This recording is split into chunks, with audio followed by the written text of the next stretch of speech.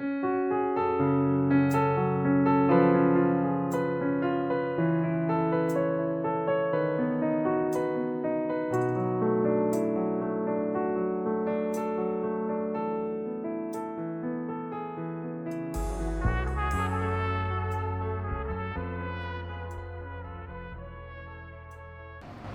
peuple de Dieu, soyez bénis dans le nom de Jésus-Christ de Nazareth. Nous sommes en notre rendez-vous de paroles d'encouragement. Priez de vous connecter, de prendre la position qu'ici, afin que le Seigneur nous fasse bien pendant ces moments. Nous allons nous entretenir, nous allons beaucoup travailler dans le livre de Daniel, l'histoire de Daniel, l'histoire de Shadrach, Meshach et Abednego. La Bible déclare que Daniel et ses amis étaient en captivité à Babylone. Et le roi avait pris une résolution de vouloir agrandir son conseil. Alors il a envoyé ses messagers aller chercher auprès des Juifs, des gens qui sont venus de la captivité, des jeunes gens. Des jeunes gens, il a donné des descriptions assez claires, qui doivent être beaux, propres, soignés, qui doivent être issus d'une famille assez noble. Alors c'est le cas de Daniel, de Shadrach et Abednego, qui avaient répondu à ces critères-là. Et le roi devait leur mourir de sa table, de la nourriture qu'ils mangeaient. Pendant 3 ans, il devait se nourrir de la nourriture du roi. Mais Daniel et ses amis n'avaient pas connu cela. Daniel et ses amis avaient résolu de ne pas se souiller de la table du roi. Parce qu'ils étaient jeunes. Sûrement, ils n'avaient pas l'habitude de boire le vin. Ils n'avaient pas l'habitude de manger un certain plat. Mais ils avaient dit au chef des eunuques, nous ne voulons pas nous souiller. Mets-nous à l'épreuve et donne-nous seulement de légumes et de l'eau à boire.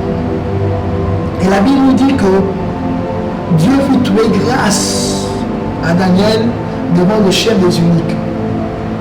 Et nous connaissons la suite. Ce qui attire mon attention ici, ce n'est pas juste que Daniel a juste refusé de se souiller des mains du roi, de manger la nourriture qui revenait de la table du roi. Non. En fait, c'est la détermination qui les a mis. Daniel et ses amis ont lancé ce que j'appelle aujourd'hui la carte de la confiance. Ils ont présenté la carte de la confiance de Dieu.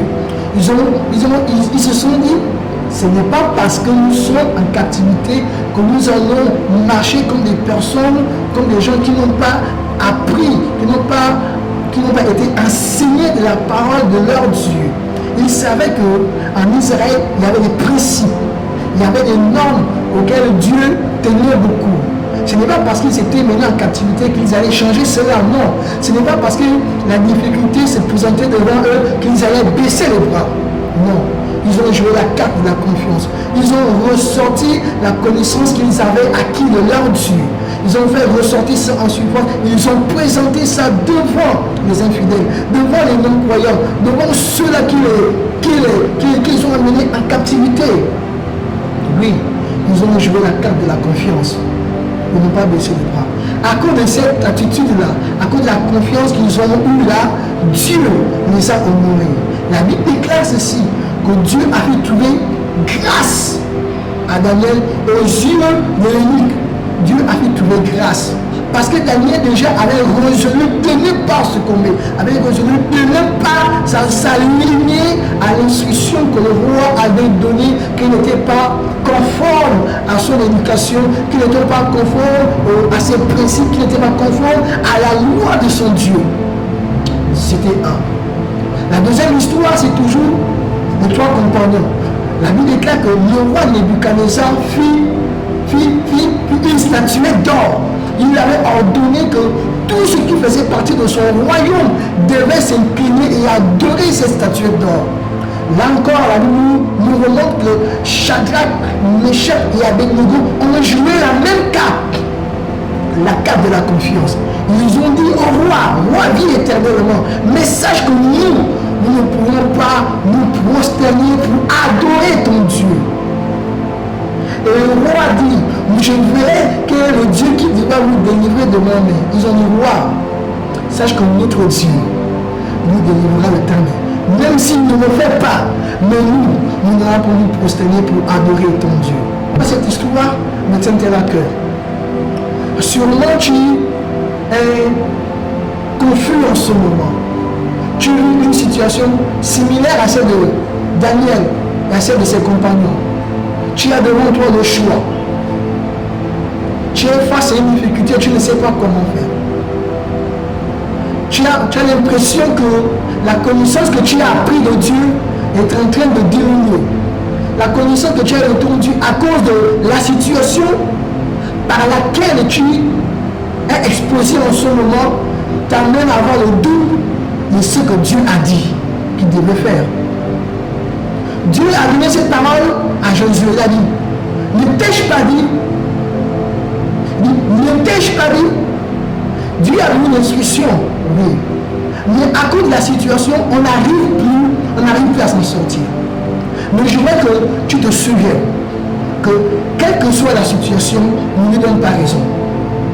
Ne donne pas raison à cette situation-là. Ne donne pas raison à cette épreuve-là d'abandonner la foi. Non. Trop souvent, nous faisons le mauvais choix. Quand nous sommes devant la difficulté, on donne raison à la difficulté. Et on dit que Dieu est incapable d'agir. Mais Daniel et ses compagnons ont juré, on dit à la difficulté que tu ne peux pas avoir raison de nous. Et Dieu les a honorés. Notre Dieu est fidèle. Oui, ça peut être pénible de ce que tu as vécu en ce moment, de ce que tu es en train de vivre en ce jour. Ça peut être difficile. Parfois, on n'a pas de mots pour expliquer. Mais sache que Dieu est fidèle. Dieu répond, Dieu exauce. Il a dit à Josué, ne t'ai-je pas dit? Si Dieu t'a donné une instruction, garde-la. Si tu as appris que Dieu est le Dieu de la résurrection, est le Dieu de la vie, est le Dieu qui pourvoit. Mon frère, ma soeur, ne baisse pas les bras, ne baisse pas la tête, ne change pas de vision. Reste focalisé sur la connaissance que tu as de Dieu. Reste focalisé sur Dieu.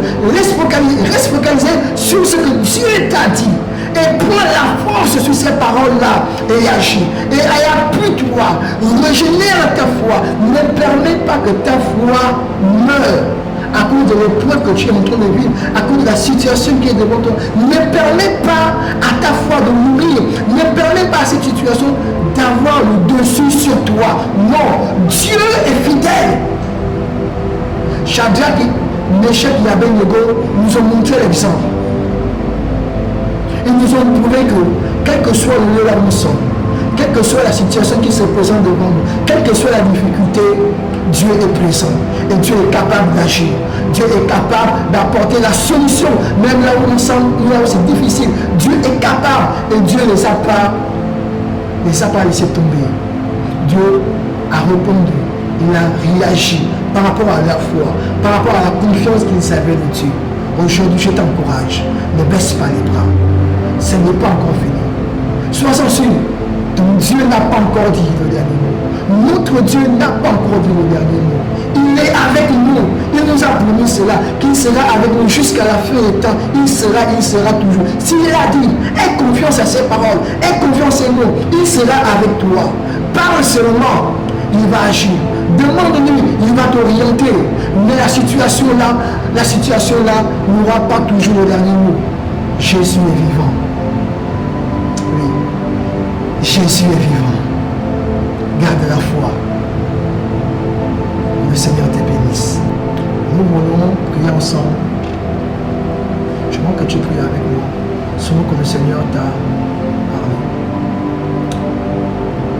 Nous voulons dire, Seigneur, donne-nous d'être ferme. Que la situation qui se dresse devant moi, qu'elle n'ait plus raison. Je veux avoir la foi que Daniel, Meshach, Shadrach et Abednego ont eu. Je veux avoir cette force-là. Parce qu'ils ont cru en toi, ils n'ont pas baissé les bras, ils n'ont pas renié et tu les as honorés. Nous voulons te bénir encore, notre Dieu, pour ces moments. Merci pour la parole, Seigneur, oh Dieu, que tu nous as donnée, Seigneur, sur l'enseignement de Daniel, Shadrach, Meshach et Abednego. Seigneur, c'est vrai que la situation est compliquée devant nous en ce moment. Seigneur, parfois les pensées nous animent, Seigneur, de baisser la garde. Seigneur, oh Dieu, d'abandonner la foi. Mais Seigneur, tu viens encore ce soir, Seigneur, nous fortifier, Seigneur, oh Dieu. Seigneur, à l'instar de Daniel, de Shadrach, de Meshach et Abednego, Seigneur, qui n'ont pas baissé les bras. Eux qui avaient toute l'opportunité de le faire, mais Seigneur, ils ont cru en toi. Ils t'ont fait confiance. Seigneur, nous prions, Père, ce soir, au nom de Jésus-Christ de Nazareth, Seigneur, augmente en nous cette force, augmente en nous cette capacité, Seigneur, augmente en nous cette confiance en toi, Seigneur, la confiance qu'ils avaient, Seigneur. Ils étaient des hommes faits de chair et de sang comme moi, comme nous, Seigneur, oh Dieu, mais ils n'ont pas baissé les bras, Seigneur, quelle que soit l'adversité qui se présentait devant eux, Seigneur, ils sont restés fidèles et attachés à toi. Je prie, Père, au nom de Jésus-Christ de Nazareth, Seigneur, accorde-nous cette grâce. Nous refusons maintenant à partir d'aujourd'hui, Père, de baisser les bras, Seigneur, oh Dieu, de donner raison à la situation, de donner raison, Seigneur, oh Dieu, Père, au doute. Nous refusons, Seigneur, oh Dieu, et nous prenons l'engagement, la décision, Seigneur, de te faire confiance, parce que quand nous te faisons confiance, nous savons que tu vas agir, et tu vas agir pour nos vies. Seigneur, nous savons, oh Père, que la situation par laquelle nous sommes en train de passer en ce moment est pénible, est difficile, nous rapporter, mais nous te faisons confiance, Seigneur Dieu, que nous verrons au bout du tunnel, Seigneur Dieu, que tu vas nous exaucer, Seigneur. Tu ne vas pas nous abandonner à notre propre sort, Seigneur Dieu. Tu vas réagir, Seigneur Dieu. Tu vas agir. Nous te disons merci pour cela, Père.